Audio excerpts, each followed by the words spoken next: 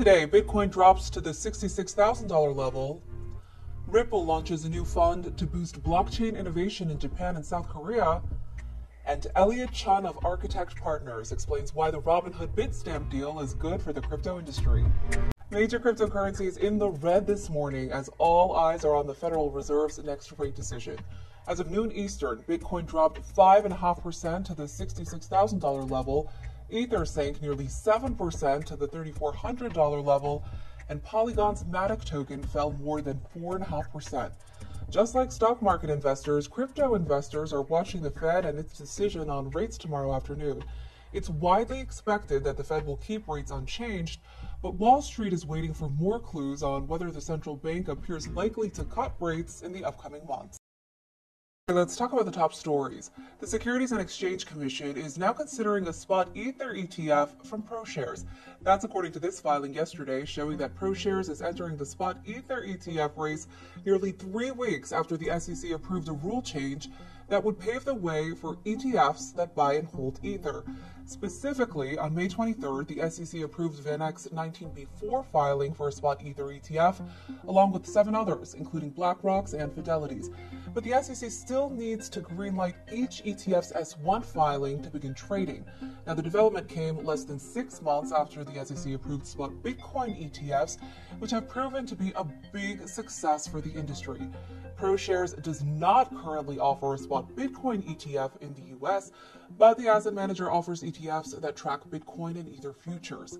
We reached out to ProShares about the spot Ether ETF development, and a spokesperson told us the asset manager declines to comment beyond the filing. Next, today Ripple said it launched a Japan and Korea fund with the goal of driving innovation on the XRP ledger in the two markets. That ledger is an open-source public blockchain built for corporations. The move also signifies the blockchain firm's effort to expand its presence in Asia-Pacific, one of its fastest-growing regions. In a statement, Ripple's Vice President of Strategic Initiatives said, "The launch of the fund is a, quote, testament to Ripple's strong belief in the potential of Japan and Korea as pivotal regional hubs for blockchain innovation." Ripple said the funds will go towards supporting corporate partnerships, developer grants, startup investments, and community growth. The expansion comes as the crypto industry faces a hostile regulatory environment in the U.S., according to Ripple CEO Brad Garlinghouse. Last, the Federal Trade Commission is warning consumers about romance scams involving crypto. The warning issued yesterday notes that some victims have lost millions of dollars from these scams. The FTC says typically scammers send random social media messages to their victims, and over time builds enough trust to have the victim send money under the impression that the funds would be used for investing purposes. In the warning, the FTC stressed that if someone you meet online says they want to help you invest in cryptocurrency, it's an investment scam. Now, the notice says that crypto is one way the scammers try to get money from victims, but that they might also ask for gift cards or payments via apps like Zelle and PayPal. This is the second time the Commission warned of crypto-related scams this month, usually stemming from random messages from unknown numbers. All right, for our main story, Architect Partners, an M&A and financing advisor for crypto companies, recently released a note on M&A activity for crypto public companies. That includes last week's announcement from Robinhood that the trading platform has agreed to buy the crypto exchange Bitstamp for around $200 million in cash. I spoke with Elliot Chun of Architect Partners about his latest notes and why he thinks the acquisition is a good sign for the crypto industry. Your latest note calls the Robinhood Bitstamp deal an important marker of the current market and says Robinhood's acquisition of Bitstamp shows valuations have, quote, right-sized again. Why do you think valuations have come back to earth? Well, a couple of reasons. One, just from a macro perspective, all valuations have become more reasonable. I think in the 2020, 2021 timeframe, we were living in kind of a euphoric environment, particularly for valuation. There were a number of reasons why you saw rounds go higher. You had a lot of market participants that wanted to get involved in the crypto industry, putting capital in when maybe they weren't 100% focused on it. So investing discipline may have been, could have been a little bit better. And so that led to a series of valuations that were, we'll call it inflated now that we get to look back.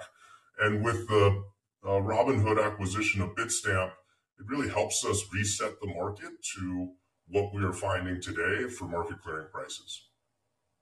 So overall, why do you think Robinhood's acquisition of Bitstamp is a good sign for the crypto industry?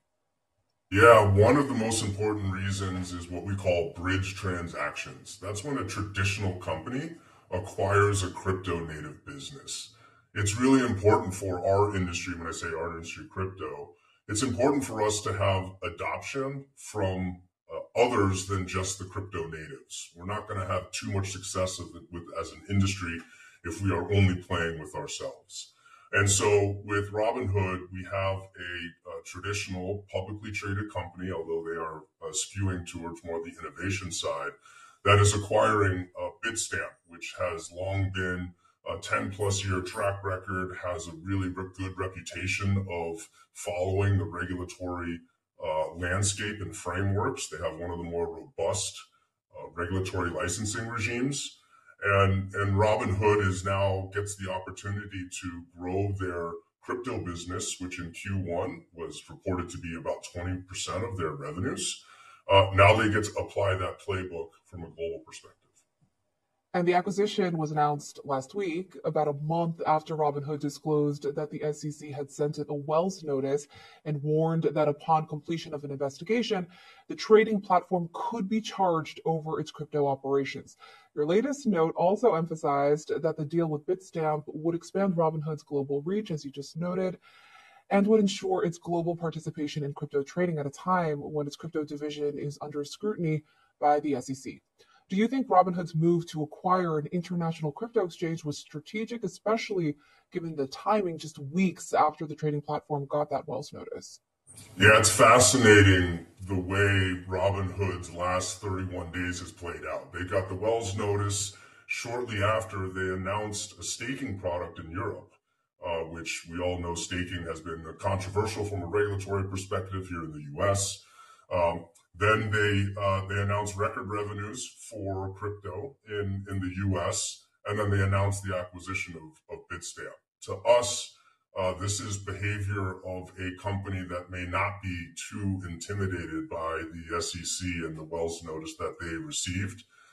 We hope that this is in line with the improving US regulatory political environment.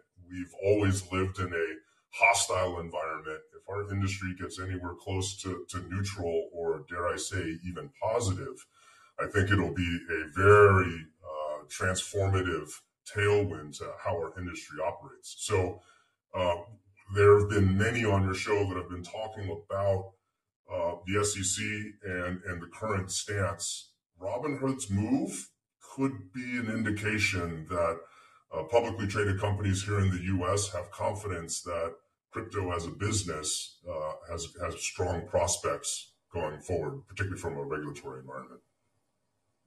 Interesting. Now, Architect Partners is an M&A and financing advisor for crypto companies.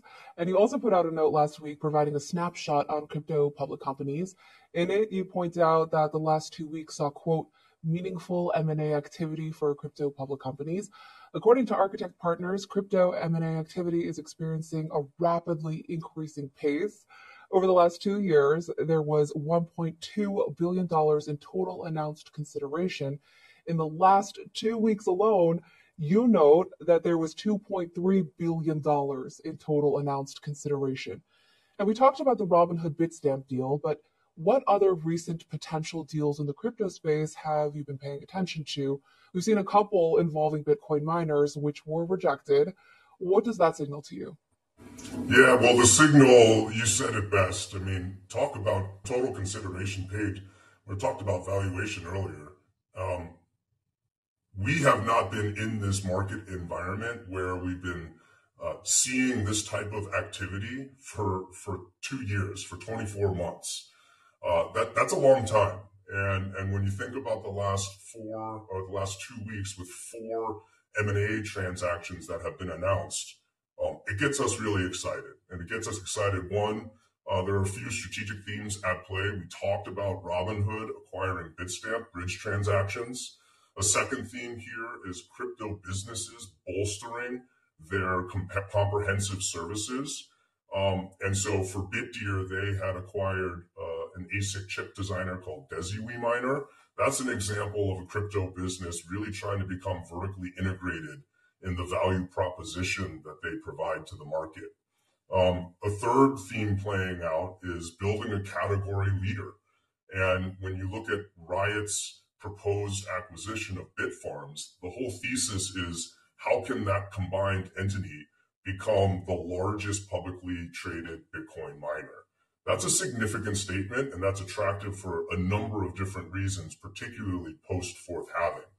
And then finally, the last theme, it's a little bit buzzy, but it is the AI and crypto theme, where CoreWeave, which is an AI-focused platform, privately held, proposed a combination with Core Scientific. And so a lot of groups are saying, well, how can AI and crypto play together?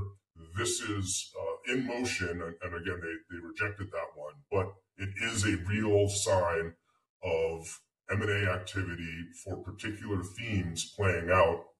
And one thing to note, that CoreWeave and Core Scientific, the consideration announced was $1 billion. And in December of 2022, Core Scientific was going through a bankruptcy process. So a really remarkable turnaround for that organization, and a good indicator of the growth of Bitcoin mining, particularly in publicly traded companies. Now, China also provided his outlook for crypto M&A activity and